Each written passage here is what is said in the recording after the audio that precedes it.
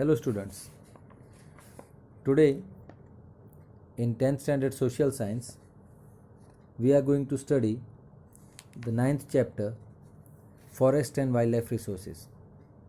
Last month we studied about the natural resources, in which we saw that resources are used as food, raw material and also for energy.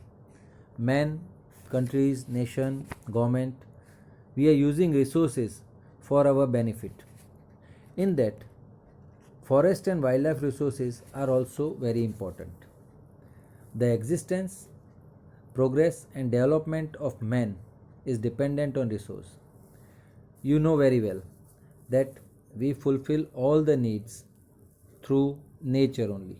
Nature provides us all these resources, wherein forests are considered very important resources. You can see in book also it is written. Students, please keep the book with you so it will be easy for you to understand. Forest is the accumulation of trees, means when many trees are there, shrubs or heaps of grass. And this is all naturally grown. Human beings are not going to grow it. And in natural vegetation, only that vegetation is included which can be raised naturally without the help of human being. And what it is called? It is called virgin vegetation, means it grows on its own. Now, such vegetation is available only in Himalayas as far as India is concerned, and Sundarban in West Bengal side, and in the remote areas of Thar Desert. So dear students, now we will study the classification of forest. Forest classification is made according to different criteria. Dear students, in the 9th standard you have studied the classification according to the climate. Now here we will know about the 3 different types of forest on the basis of its administration, ownership and management. Generally forests and all are managed by government. So on the basis of administration, according to that, there are 3 types of forests: reserved forests, protected forests and unclassified forest. Try to understand it. Reserve forests are such forests which are under direct government control, and there is restriction of lumbering, means cutting wood, and collection of woods, or for pasturing, means for grazing of animals and all. Protected forests are administered locally. They are looked after by the local administration. There it may be government of that state, it may be government of that particular district or division, and local people living nearby a forest, they are allowed to collect some wood for fuel and all, and they are allowed to graze their animals, but they should not harm the trees or the pastures. Then it comes to unclassified forest.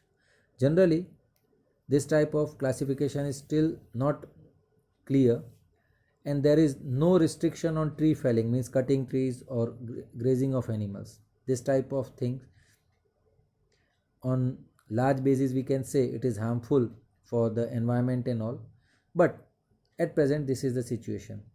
Now again I will make you clear that this was according to the administration. Now classification on the basis of ownership and management, so again they are divided on 3 levels: state forest, then community forest and private forest. How it is? So central and state government control such forest.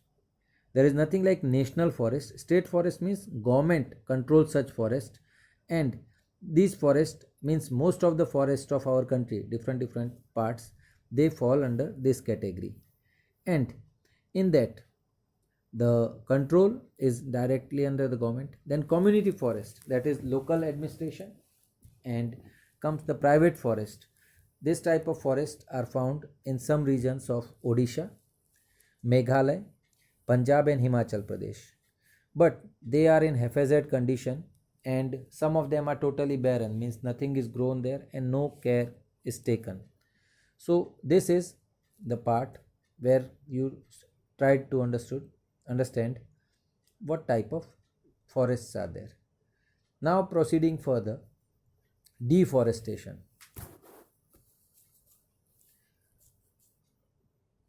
It means the destruction of forest. This is not a problem in our country, it is all over the world because of the greed. In the last chapter, I explained you that nature can always satisfy each and every person's need, but it cannot satisfy our greed. And this deforestation is one part of it because of our greed, for our status, for show off and all. We are cutting trees on large scale and on the name of progress also, but sometimes we can have an alternative. So we should not destroy trees totally, but this deforestation is taking place, and it is the natural loss because of deforestation is affecting human life. Global warming and whatever different problems we are facing, environmental problems, they are because of it. So we should think about it, that how forests can be. Afforestation is the opposite word of deforestation, where we should try to increase the forest area. Now what are the impact of deforestation? Let's try to understand that. The total quantity of carbon dioxide increases, greenhouse effect becomes intense, and moreover the soil erosion which takes place, that sometimes some positive effects also may be there. Because of deforestation, the soil is washed out from the forest area and it brings good layer of soil in the plains and all, wherever it is washed out. So the in some places fertility decreases and some places fertility increases. In the peninsular India, the forest area has decreased largely due to the deforestation. Many living organisms, means many living beings, they have lost their abode, means their habitat, living place. And in this deforestation, the domestic animals are attacked near the forest. You must have heard in the Gujarat Gir forest or in Saurashtra region, many times the lions and all, they enter the farms, they attack the cows, buffaloes, or even human beings. So this thing happens. And moreover, approach towards urban area in search of food and water. In Taranga hill regions also sometimes it happens that the leopard or any other animals from forest, they enter the rural areas near the farms and all. So these are the situations which are caused due to deforestation. So what can be done to for the conservation of forest, that we have to understand. Dear students, many different options are there, you know very well. Now in this modern time and technology period, we can easily find out option for wood, in particularly building materials, for household furnitures and all. We can reduce the use of wood, but still many people, for show off, for their status, for making their houses look good and rich, they are using wood only. Wherever the trees are to be cut, inevitably for the development work or necessity, there should be some provision that those builders or those construction people, they should grow more trees at other places. Otherwise, there should be totally ban on cutting of trees, and particularly the trees which are not grown properly, they should not be cut always. What different things can we do? Awareness program for community, and how it can be done different, from school level also. Eco clubs are there, widespread awareness programs are there, they are shown, but generally on private TV channels and all, reality shows and all are shown more.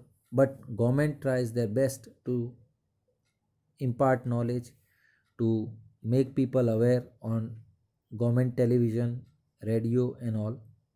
Then, conservation strategy through school and college syllabus. Like you are studying this chapter, that is part of it only. That you should become, it is not for passing the exam or learning the lesson, but this is life lesson. Through it, you should try to understand what nature gives us and how forests are necessary for us, the greenery is necessary. Then social forestry. Social forestry means grow different type of trees. We are growing the trees which look good, but there are many different trees which are very useful in the time of this epidemic pandemic condition of corona. Many herbs, many natural fruits and leaves and all, they are useful in Ayurveda, which can be grown easily, and they are available, but we don't know about them. So by different biodiversity and use of local people, this can be done. Then agroforestry, different trees, shrubs, bamboos with crops for fodder and firewood that can be grown. This can be done easily, and particularly when human being wishes in their farms or in their house, they can do this thing. Next is control on human beings activity regarding the harm to forest or greenery or vegetation. How it can be done?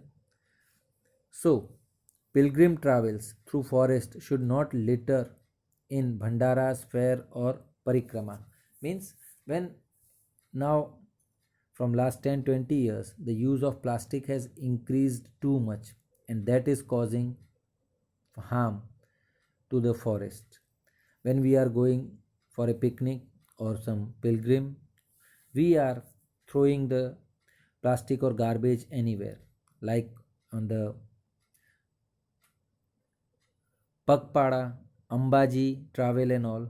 People used to throw garbage and different plastic things on the road. This year it was not there, so it looks clean. But same things happen somewhere in Junagadh Parikrama or somewhere at Vaishno Devi also. In many different places, like in India, in Uttarakhand, in Manali, in Dehradun, they have banned totally plastic. In Shimla also, so it should not be done. Then we should also give importance to ecotourism, so we can save the nature and reduce the pollution. One more thing, forest resources should be used sparingly, where necessary there only. And one more thing which has increased today is forest fire, which causes heavy damage to forest. In the last year, we can say, before 3 or 4 months, there was a very huge fire. It remained for a long time in Australia, nearly for 4 to 5 months. At present, the situation, as far as I know, in California, America, forest fire is there, so it has harmed too much to the forest and nearby localities also. So that should be stopped, and there should be a national level policy also how to curb this and how to control it. So dear students, if we manage all this thing properly and live properly and take care of forest, it can be possible that we can conserve forest.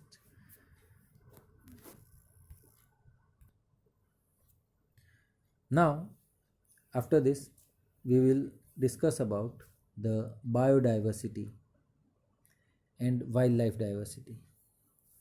There is a large diversity in climate and physiography in India. You know, climate and diversity of it. See, in the picture it shows different type. Today, tomorrow, or before many days, before many weeks and months.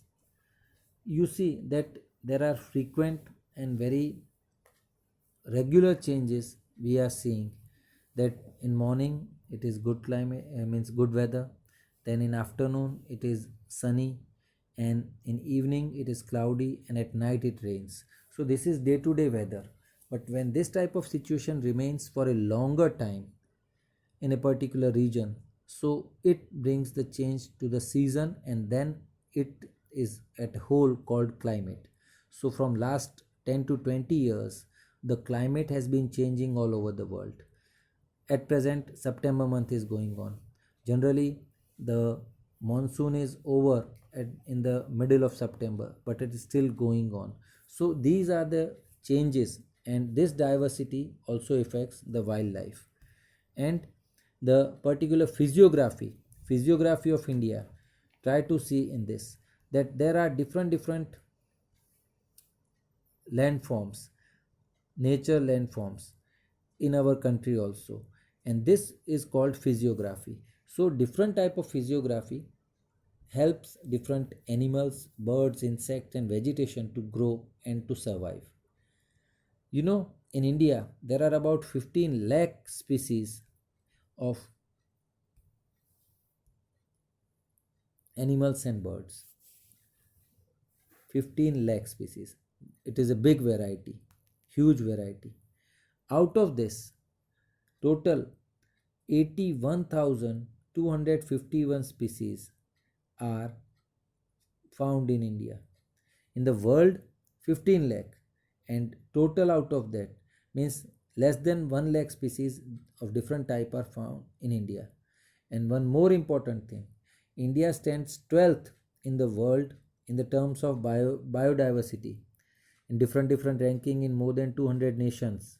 It may be in pollution, it may be in corruption, it may be in different things. We are far behind. It may be in human development index or human happiness index. We are far behind.